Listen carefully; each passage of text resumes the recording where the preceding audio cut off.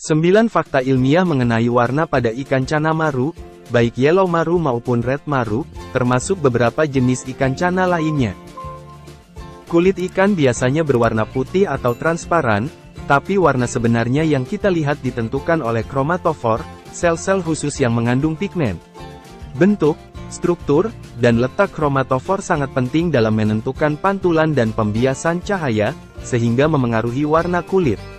Warna yang kita lihat sebenarnya adalah kombinasi dari pigmen-pigmen yang ada di dalam kromatofor, serta pantulan dan pembiasan cahaya oleh struktur sisik. Kilau dan kilauan sisik ikan berasal dari guanin pada iridofor, dan bisa memperkuat atau melemahkan warna yang dihasilkan oleh pigmen dalam kromatofor. Misalnya, pantulan kuat gelombang biru oleh kristal guanin membuat kulit terlihat biru. Sementara warna kehijauan semisal pada sirip cana auranti seringkali berasal dari pantulan cahaya biru yang melewati lapisan pigmen kuning di atasnya. Warna kulit ikan tidak hanya ditentukan oleh pigmen dalam kromatofor, tetapi juga oleh pantulan dan pembiasan cahaya pada sisiknya. Kromatofor dengan susunan dan pigmen yang berbeda-beda, serta kilau sisik ikan, semuanya bekerja sama untuk menciptakan warna-warna yang indah dan menakjubkan pada ikan cana. Lapisan dermis juga berperan penting dalam menentukan warna ikan. Kromatofor, sel khusus yang mengandung pigmen warna, berada di dalam lapisan ini. Selain itu, dermis juga mengandung jaringan saraf dan pembuluh darah yang berperan penting dalam fungsi kulit. Lapisan subkutan yang paling dalam dari kulit ikan berfungsi untuk mengikat kulit ke jaringan di bawahnya, seperti tulang, otot, dan peritonam. Lapisan ini juga seringkali mengandung timbunan lemak yang digunakan sebagai sumber energi. Ikan cana bisa mengubah warna kulitnya melalui kontrol saraf dan hormon. Isyarat lingkungan seperti cahaya dan suhu bisa memicu perubahan ini. Kromatofor, sel khusus yang mengandung pigmen, dapat mengatur penyebaran pigmen untuk membuat kulit lebih terang atau gelap. Warna ikan juga berperan penting dalam interaksi sosial, seperti identifikasi jenis kelamin dan kesiapan untuk kawin. Warna juga berfungsi untuk kamuflase, menghindari predator, dan melindungi diri. Pigmen warna ini tidak hanya berpengaruh pada tampilan, tapi juga penting dalam proses biokimia untuk mempertahankan hidup. Pola makan ikan cana dapat mempengaruhi warna kulitnya dengan dua cara, yaitu melalui kandungan pigmen biologis dan melalui faktor struktural. Pigmen biologis adalah zat warna yang terkandung dalam sel-sel kulit ikan, yaitu kromatofor. Kromatofor mengandung berbagai jenis pigmen seperti melanin, karotenoid, dan guanin. Melanin adalah pigmen utama yang bertanggung jawab atas warna gelap pada kulit ikan, seperti hitam coklat, dan abu-abu.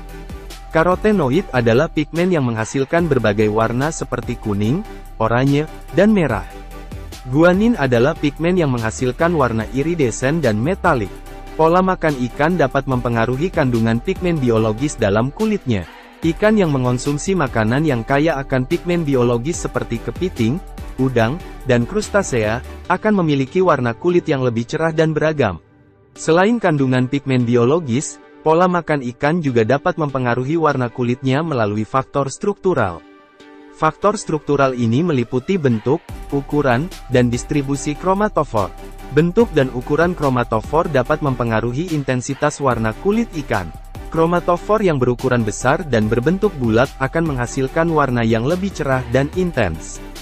Distribusi kromatofor juga dapat mempengaruhi warna kulit ikan.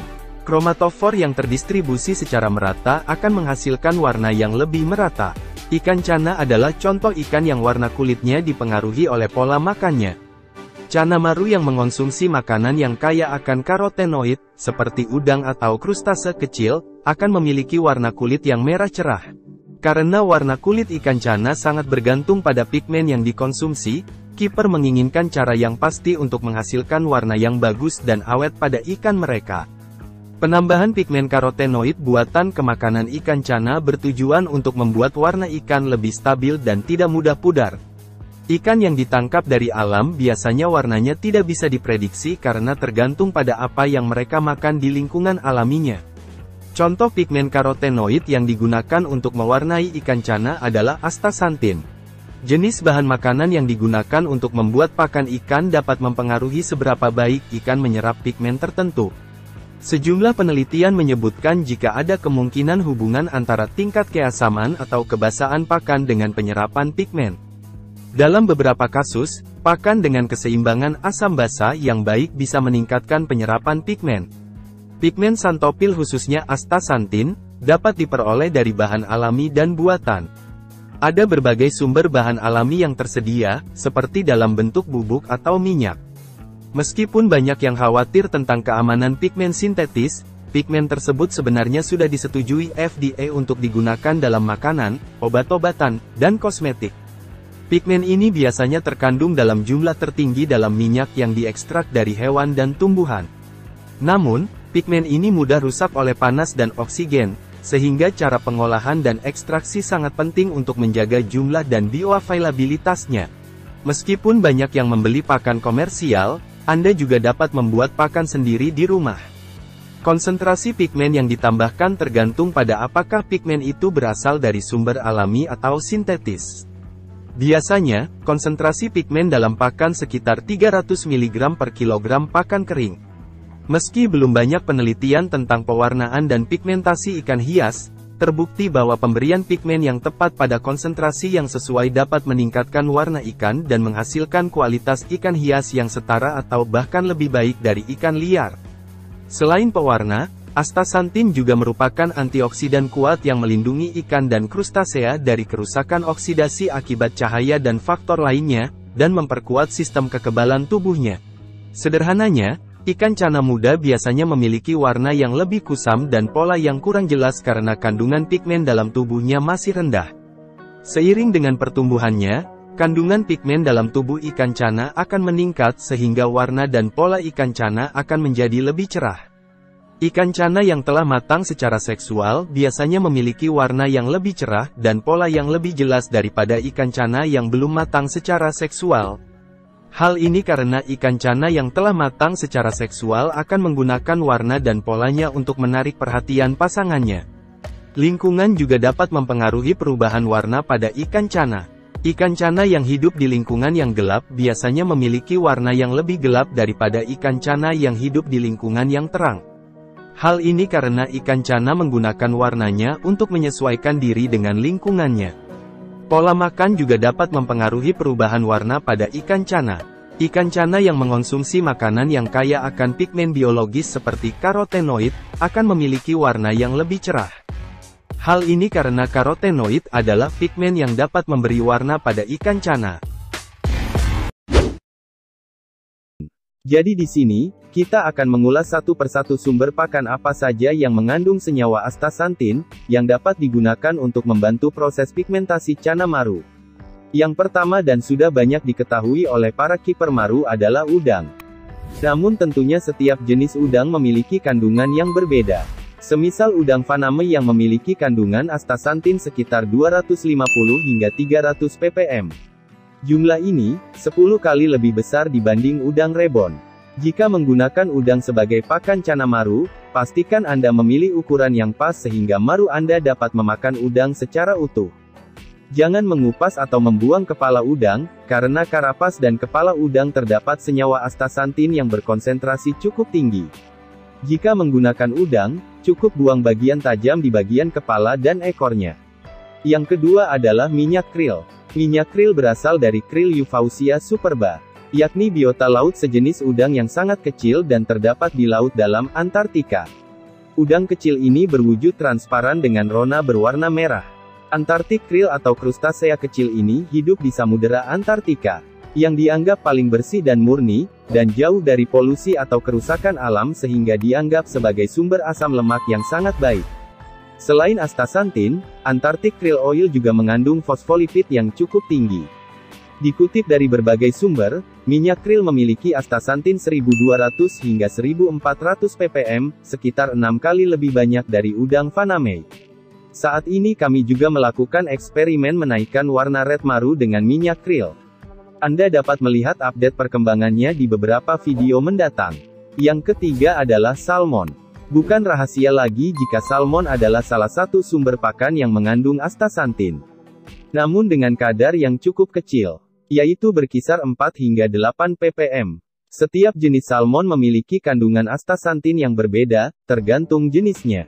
Secara umum, salmon terbagi atas dua macam yaitu salmon ternak dan salmon tangkapan alam. Tentu saja salmon tangkapan alam lebih baik, namun juga dijual dengan harga yang lebih mahal. Kami sendiri tidak pernah menggunakan salmon sebagai sumber pakan secara kontinuitas meskipun pernah mencobanya.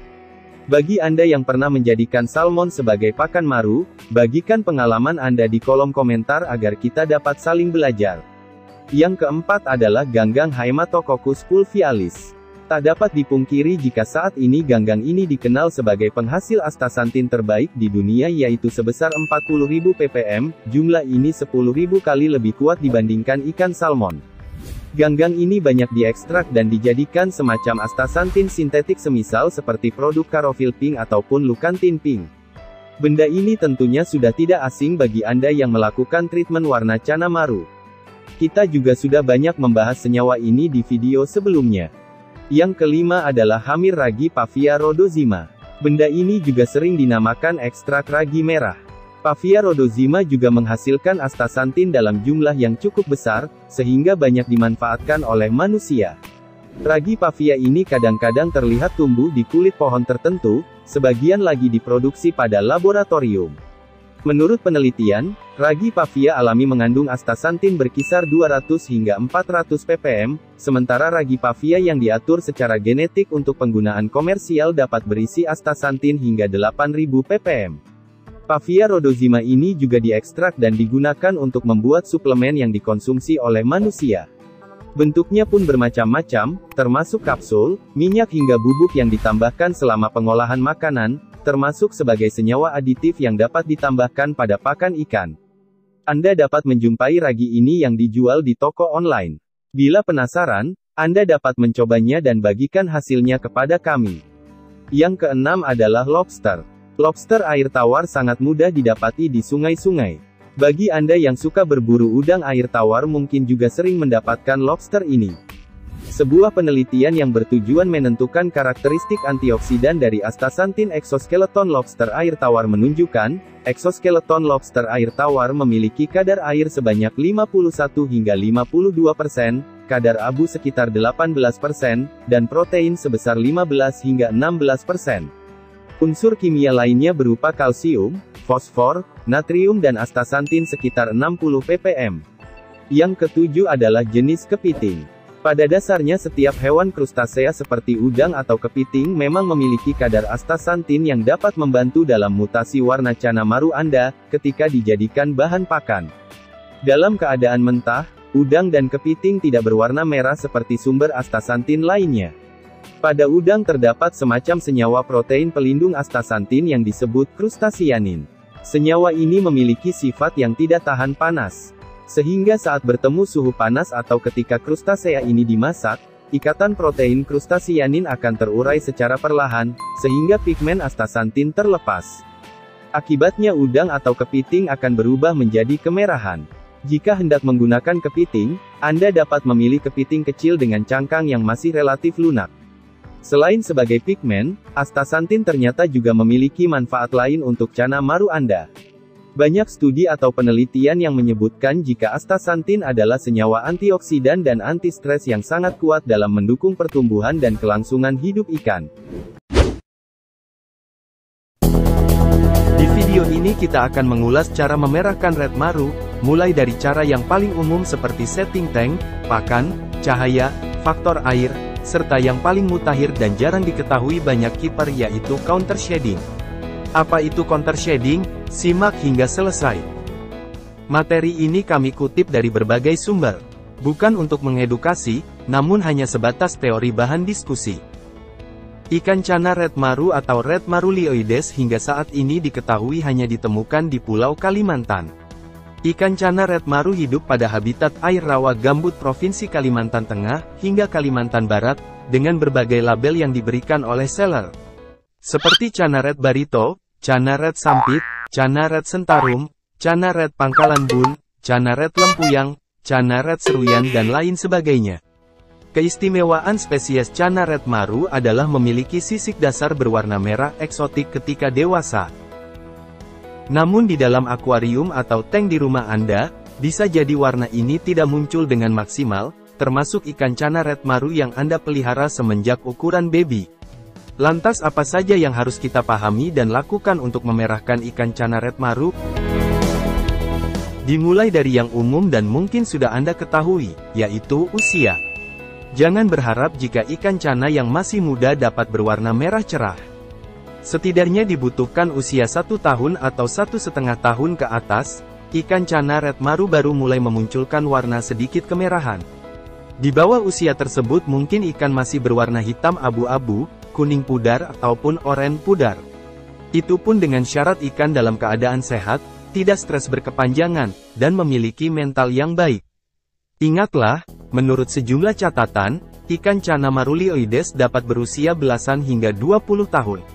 Usia 1 atau 2 tahun masih tergolong usia yang cukup muda. Bagi pemula yang baru setahun memelihara ikan ini dari ukuran baby, ini adalah masa-masa di mana kesabaran Anda diuji.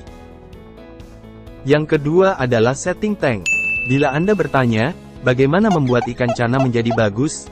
Maka jawaban yang paling banyak Anda terima adalah, bikin ikan senyaman mungkin. Ini mungkin jawaban yang benar, meskipun tak banyak jawaban lebih lanjut tentang bagaimana membuat ikan jadi senyaman mungkin. Setting tank dapat mencakup beberapa hal, mulai dari ukuran, penempatan akuarium, pencahayaan, hingga penggunaan warna background dan pasir substrat. Untuk ukuran tank, Anda dapat menyesuaikan dengan ukuran ikan. Cana maru sendiri, ketika dewasa dapat bertumbuh hingga ukuran 60 cm ke atas, di mana Anda membutuhkan ukuran akuarium 2 hingga 3 kali panjang tubuhnya. Lantas bagaimana dengan warna background?